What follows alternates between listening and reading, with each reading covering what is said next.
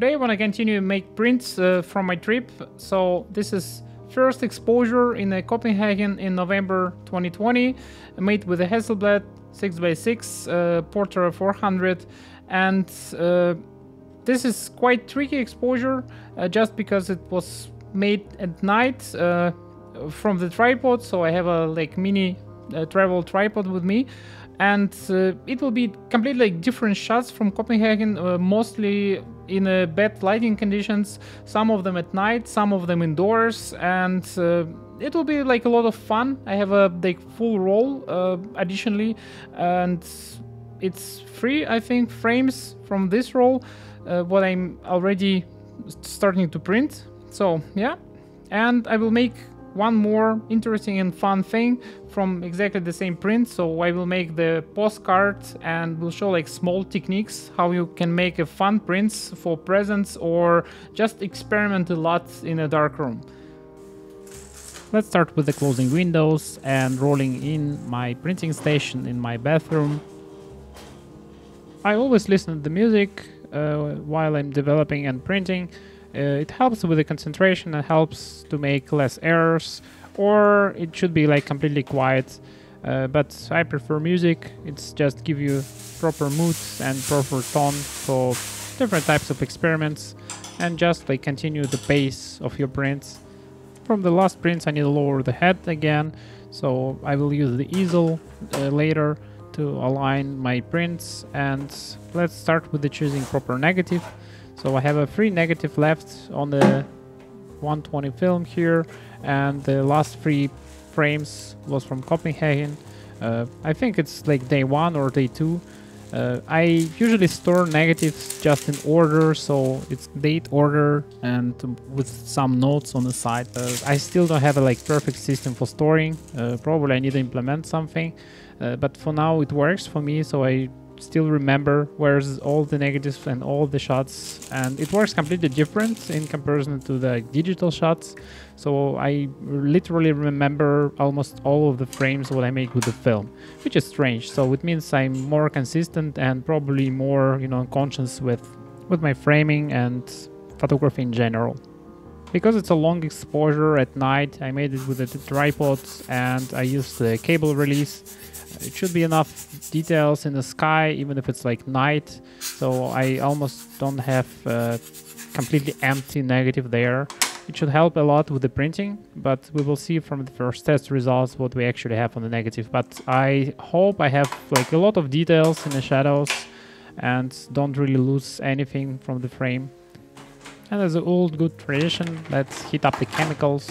Let's put it to the warm water, set up the circulator, and heat up the chemicals to the proper 35 degrees for array for chemistry. I have only 2 baths, so as usually it helps a lot, saves a lot of time, and I think at the moment it's print number 41 or 42, so it's around 40 runs before I need to remake the chemicals. So the bottles actually contains concentrate for 5 liters of chemicals, and it means I print around 80 to 100 prints already from 2 shots what I make, so it's 100 milliliters of solution. I will print with the 80 millimeters of course, so I need to change the lens and I need to change the framing box to accomplish 120 printing. Otherwise we will get the vignetting on the edges. I usually tape this gap with the frame just because I have a white wall close enough to the enlarger on the right side, and I don't have any flag or something. For me it's just much easier to tape it down and just forget about any problems if I am using longer exposure, 20 seconds, 50 seconds. Let's use the proper magnification and focus on the negative and just take a look what we have as initial starting points and what assumptions we can make from initial negative, what we're looking on the table. I focus with all filters out and fully opened aperture on the lens. It helps a lot, and as you can see here, I can even show it on the camera with a relatively low ISO because it's completely darkness and the light itself, it's not really that bright. Nevertheless, I can easily see my framing. I can easily see where is the like sharpness, how the picture looks like. So it's much easier to navigate without any adjustments. So as you can see here, the frame is really sharp because it was made with a tripod and with a cable release. It should be no like handheld shake, and I have a lot of sharpness. I have a lot of details in the bright spots, in the darks. Only one tricky part will be printing because it has a lot of variety of things here. For example, this light will be probably blown out, but I have details in the sky. I have this building which is almost black, but I still have something there. Maybe it will be black on the prints, and I have these bright spots as a windows, and the foreground and the background more or less the same exposure. So let's start with the test prints. I want to calibrate it first, so let's pop up the like around F8 on the lens and diffuser and start with the color analyzer. As you can understand, a color analyzer probably will be a little bit wrong or completely wrong for the night shots because the print itself will be completely dark and it's not kind of a middle gray and not middle color gray. So let's see how the first test print looks like. But because I want to make a correction, my enlarger actually have this type of a knob, and it's basically adding the magenta and yellow by 20 or 40, I don't really remember, but it's kind of even out the settings here. So as you can see, it's more or less close to the middle position at the moment. Because before, on a standard setting like 10 seconds of exposure, I need a pull up around like 110, 120, which is close to the edge of my corrections. And for this print, I cannot correct anymore. So I need a different solution, so I need additional filters. I always work with a safe light because it helps a lot with the navigation on the paper. So I can see the blue side of the paper, which is working side. And it saves just a lot of time with the loading in the easel and just remove all the hassle with the Ray4 paper. So to not get like over, shadowing on the paper, I usually point my safe light in the white wall, so to spread a lot of light. And I never see the problems with it. So let's start with the test print. And the first one doesn't really look good. I don't really like the blacks there, and probably we need to change the chemistry. So the first signs, what you can see, it's a bluish tint in the blacks. You can clearly see the signs of the bad chemistry here on the blacks, and the whites actually looks a little bit strange and washed. So I print with the frames from the negative, and it means if the frame of the negative became bluish, your black's completely gone. It just means we need to make a new chemistry because I want to make new printing, and it will be a series from the Copenhagen. I anyway want to print with the fresh ones to not waste my time for the bad prints and finding out like what is it, bad signs of the printing and compensate with it. So let's prepare for 500 milliliters of new solution, and it should last at least for next 40 prints, and I will probably finish the whole Copenhagen prints from the same batch of chemistry. Honestly, it's a huge misconception with the all photochemistry for color film. A lot of people saying it's like oxidizing really quickly or just, create a lot of problems. It's not storing well and things like this.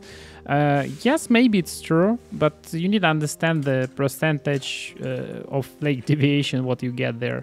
So maybe yes, it's not really stored for like years, but in my experience, I can store the same C41 chemistry for half a year, for almost a year, and it's totally fine. So I not really shot a lot of film.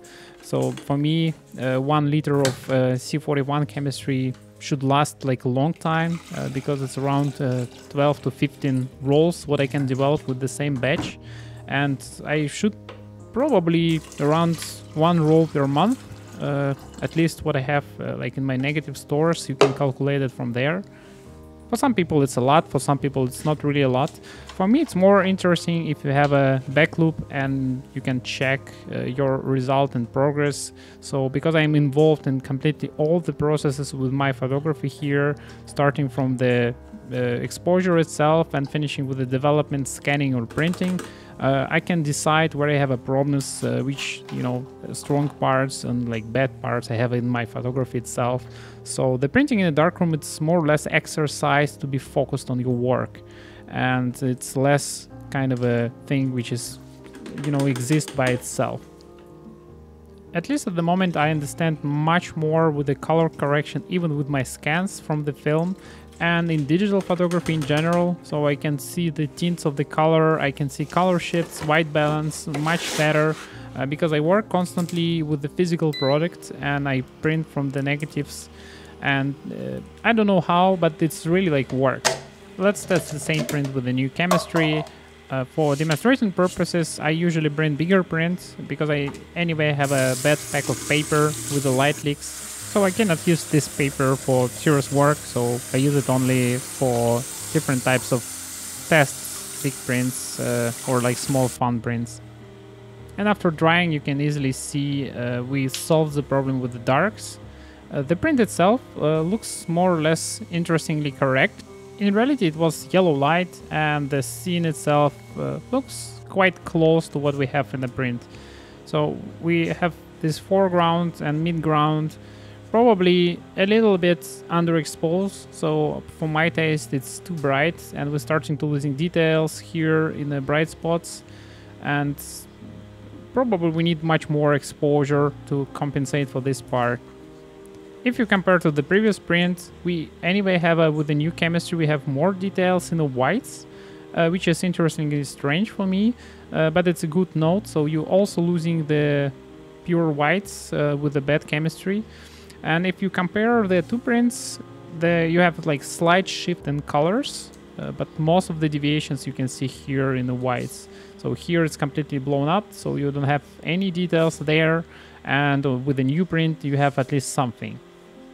But as I said before, the biggest difference in blacks, in this portion we still have a details, but on the old print it's completely bluish, and with the new print it looks totally fine. And this is a comparison of the border, which should be completely black, and here it's a bit bluish on the old print, so we fixed this problem.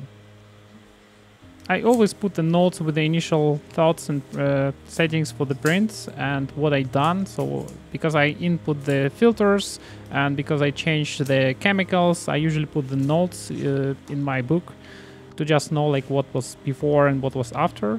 And I want to make a test prints from this section here on the print because it's more or less representative of the like mid-tone and highlights there. And for me, probably will be interesting to save the sky there and save the building in the background there. So let's start with the corrections. I want to change two settings. I will change magenta and want to change the yellow. So I will add the filtration. So for this test, I will use a test printer, and it's much easier. So I have 6 slots, and I will make steps by 5 with the yellow channel and magenta channel. For this one, I will refocus again and check what we have with the sharpness again, and check what we have with the same like spot what I want to expose, and if it's representative really under magnification or not. But as I said before, I have a lot of sharpness and a lot of details in whites and in shadows. And my test prints should look more or less fine, and because I know I need to reduce both of the colors, I make only steps in the front direction. So I reduce magenta, so increasing the filter value, and reduce the yellow to increase the value of the filter, so it's both moving in the same direction. Probably in future I need to buy the paper cutter and cut the paper for the test prints, because as you can see here I have almost twice of the size of exposure windows that I actually care about. But the design of the test printer are a little bit strange, so I cannot rotate the paper and make 6 more prints, because the edge of the print is actually outside the framing box, and this is a little bit strange. So I make steps by 5, as I said. So this one looks more or less close enough to corrections what I make, and here you can see the shift to the greenish color, and I probably will add correction like 5 or 10. So I will choose the middle point and middle ground. Because it's a night shot, we actually correcting for not middle point of exposure, we actually correcting for the taste and how the shot should look like. So it's much higher than the middle position, and our next test print should reveal like if our corrections is right or not really. Because I want to make a proper exposure for 2 points, I made the test print with the 5-second steps, starting from 10 seconds. And from this test print, I choose the 2 different points. So I'm interested in the background and I'm interested in the like highlights there. And after drying, you can clearly see if we add more than 10 seconds to exposure, we can lose a lot of details in blacks. So you completely cannot see any building in the background. And the difference between the first 2 shots, which is like +5 from my measured exposure, I still have a building in the background. If we go for the 20 seconds, I almost don't have it, and on 25 seconds, I have nothing there. On 30 seconds, it's total darkness, and on 35 seconds, I actually have all the details in the highlight of the front building. And in this case, we can split our print in 2 different portions. So I need around 35 seconds for the lower part of the print, and for the top part of the print I need 15 seconds less, or even 20 seconds less, to have all the details in the sky and all details in this building in the background. For the big print I will use the big easel and the good portion of the paper. And because I have small frames and just changing back and forward, I usually refocus again to not lose any sharpness, even if I work with a close aperture. So the print itself, it's quite easy. It doesn't take a lot of time. So if you have the same settings and you don't change anything, you just need to dial in on the settings, and after it you can reproduce the prints multiple times. Because I use the flag on the sky, I hope I still have details on the building in the background and still have a proper exposure and tone and color in the front side. So if you wash out the all Blix fix, your print, even in the wet state, should look close enough to the final print, without any color deviations, without any kind of strange colors and color tints. In reality, you cannot even decide from wet print which corrections you want to make, so you don't really need to waste time for the drying. But because I put everything in the paper, so I tape it down in my lab book, I dry everything off. And this is a print what we get, so let's check what we have with the details and the color. So first thing, it's probably not really noticeable in the camera, but I really have details in the blacks. I really like the front side of the prints, and in the background there we still have a building, and this quite close to what I remember and what I saw in person. And this is what I like about the print and the connection of my prints with the reality what I remember and my you know, sensation of the print. So the first thing, the color. So the color difference from that building to the new print and the whole exposition here in the midground looks correct. So I have a lot of details. You can clearly see it's night, and I don't have any problem with the color of the building itself. This highlight is not overexposed, and the middle portion of the print, I even can print on it like small print and create like fun postcard from it. So let's go and change the easel, and probably I will lose this like building in the background, but I don't really care because I want to make fun print and show you small technique what you can implement in the darkroom. So let's change the easel to the small one and make a small fun print. Because frame is 6x6, and this is actually why it was implemented in like first place, you can crop for the final print for whatever magazine or like wall print. You can crop 6x6 how you want, and just choose the horizontal or vertical crop. And because you have a lot of details, you can crop whatever you want, left, right, middle, ground, and it's much easier to fit your print to like the final, you know, physical product. So with the same settings but without the dodging the sky, I still have a lot of details in the front ground here, And let's wash this small print and take a look what we have. For some reason, when you print on a small print, it's completely different sensation of the picture itself.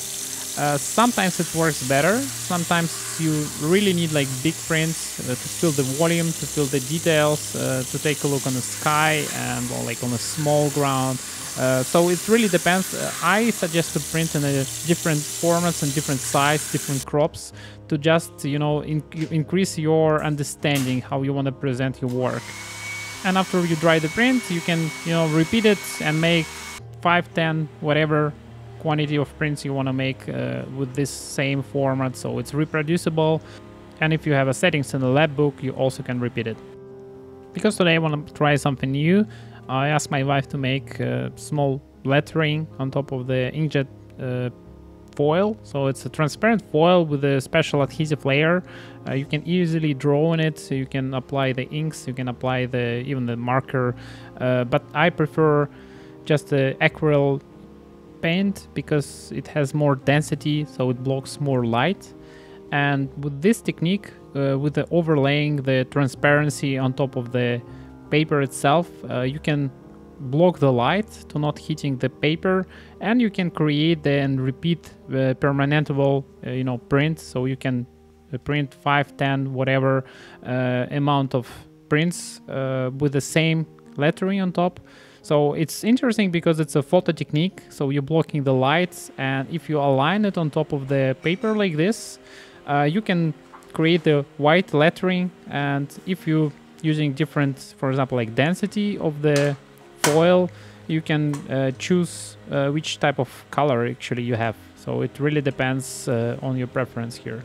So because it's a print number 6, let's make our final print again, but with the lettering on top. So I block the light on the font, so it should be white, and if I have enough density of this layer, so it should be completely white. So this is what I'm hoping to see after I develop. And because I never tried before, so it's also a little bit of experiment. It should work, but in reality I never saw the real results. So, and as you can see here, it's completely what we want to see after development. And even on a wet print, it looks really good. So it looks like it's painted with a white paint on top and written by hand, because it has a strange semi-transparent properties on the lettering. You can do it only like digitally in a thing, but because it's a completely darkroom print, you can only write it down on each one. But as you can see here, you can copy the same results for multiple prints, and you will get exactly the same postcards. So it's a small fun technique. You can, you know, repeat it multiple times and create the postcards with exactly the same lettering. And the funny thing, as I said, because I not actually burn anything in the sky, we don't have this building there, it's completely black. You can use this, you know, transparency to block the light and create any type of lettering, you know, different types of things. You even can dodge and burn like this. So this Merry Christmas is actually positive at the moment. So, and because I change a little bit of exposure, so I remove 5 seconds from exposure, I have more details in the front ground, and it's quite nice looking with the Merry Christmas signs, and it looks like it's painted on top because it's semi-transparent. But unfortunately I have one mistake here, and this line, and I think it's just a diffraction line what I have from the transparency foil, because I cut it on the edge.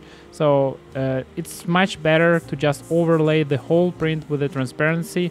So in this case you will have no errors, and because it's completely transparent in this light, it should work fine. At least it was really fun experiment, and I really like the result and lettering there. So I will probably make something like this in future.